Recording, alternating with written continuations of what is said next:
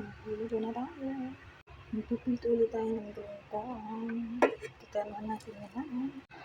Isang kapa ng pamitang, luya, bawang, sibuyas, patula, miswa, at isang cubes, at panggisang binin ng pork.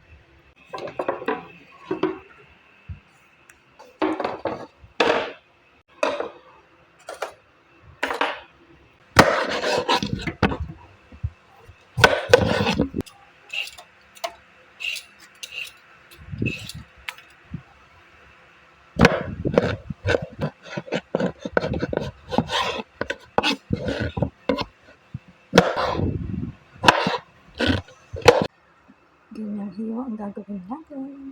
Ito lang na hiwa ko na itong patola. Dali na natin ito dito. Diyan muna kayo. Hiwa pa ako na sabay sa bawang luya.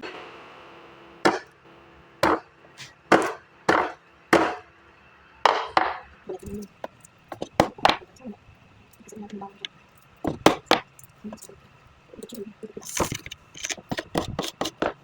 Ayan na ang ating bawang luya. At ang sibuyas na nakakaiyak pag hinihiwa. Kuha tayo ng kawali.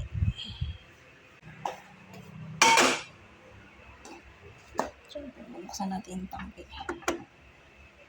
And fire on. Kalimutan ng exhaust pan. Mainit. It's worth it. Magpapakulo tayo ng tubig pang sabaw.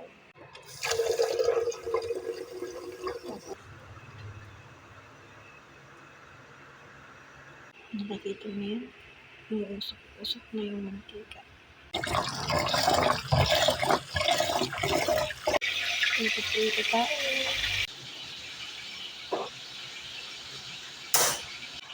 Isira yung pinakasaksakan ng rice cooker. Kaya saklan tayo ng sasakin. Ito yung magagamit ko ng kaldero. Hintay natin maluto yan. Bago maluto ng patula. Sabay yung prito.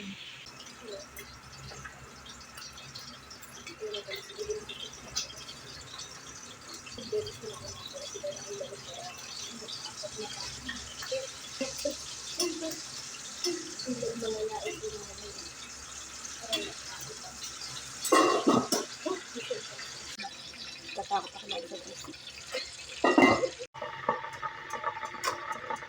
May asin pang ganyan.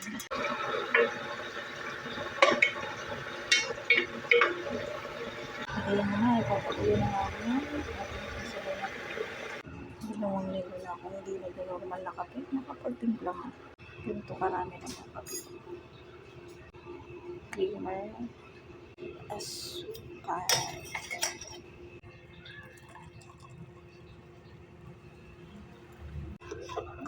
Ang baka talaga. Nakapagtimpla ng kape. It's kakayan. Yan na. Lapit ng mag-brown. Sabay ng pag-isa. Ayan. Ang bango. Pag-mapit na siya.